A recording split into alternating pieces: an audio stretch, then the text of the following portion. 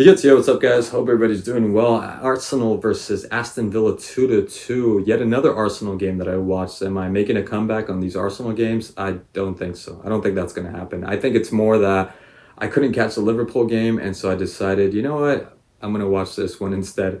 Which I watched 15 minutes of that Liverpool game. That was wild. Darwizzi decided to show up whenever he wants. He decides to, make an appearance. But that game was good. Hopefully, I could catch it tomorrow because I really want to check it out. But this game I thought was good. The fixture was interesting. I just finished watching an Arsenal game, so I said, why not? Let me watch another one. And it wasn't too bad. It wasn't too bad. I think things started to get a little bit more interesting towards the middle of the second half. Arsenal gave everything. They put in everything. I mean, credit to them. Credit to them. They could have even have won this game. They had that offside goal, or sorry, the handball goal from Hazard that got in the way with a volley from Marino. And Declan Rice, just the work that he put in. He could have made things easier for himself and just passed it to whoever it was that was in the back that was waiting for him to pass him the ball. That person had way more space and time to be able to center the ball properly, but he decided to take it on his own and from a very difficult angle got the center in.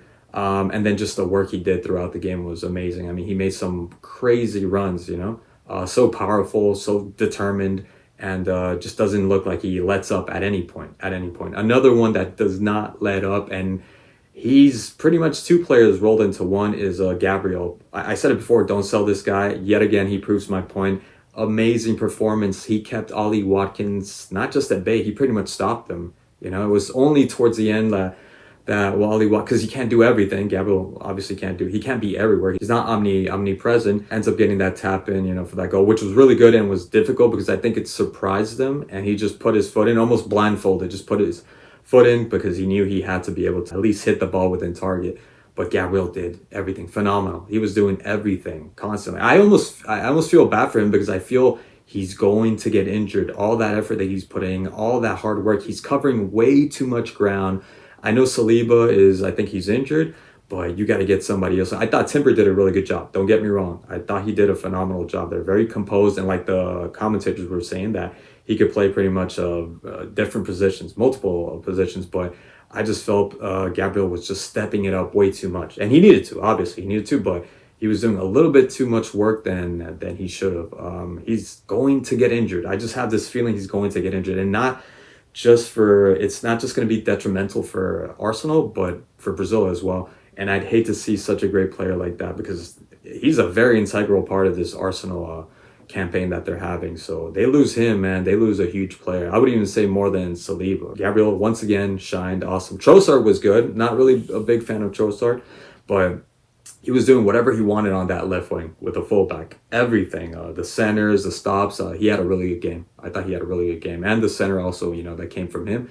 Martinelli, man, the more I see him, the more frustrated I get with him because he is yet another example of just Brazilians falling off and not playing like they used to. Don't get me wrong, I think the rest of the world also caught up, and it's hard to distinguish yourself the way Brazilians used to back in the 2000s. Like now every other nation has stepped up, and there's not that much difference between Brazilian and a Ukrainian, a Russian. He just frustrates me because like when I first saw him, he was just gun ho and just would take on. He would go forward.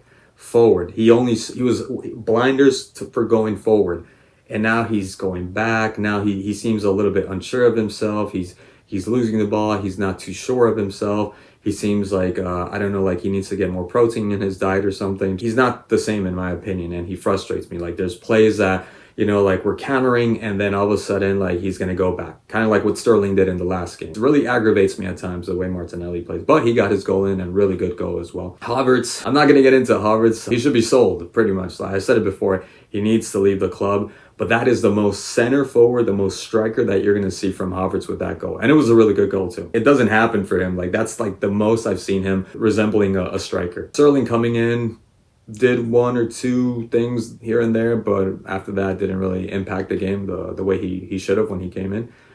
Timber, like I said, I thought was good. Lewis Skelly, I'm so happy. I don't know if I'm pronouncing your name right, but I am so happy I discovered this guy. 18 years old.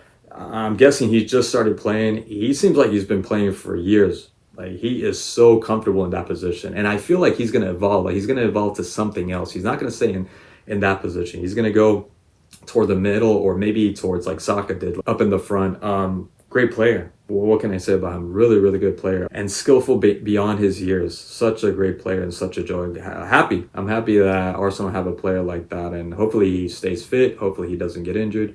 And yeah, really, really happy to have discovered this guy. Odegaard, as always, I thought he played. Yeah, I thought he had a really good game. Raya, I thought he had a decent game.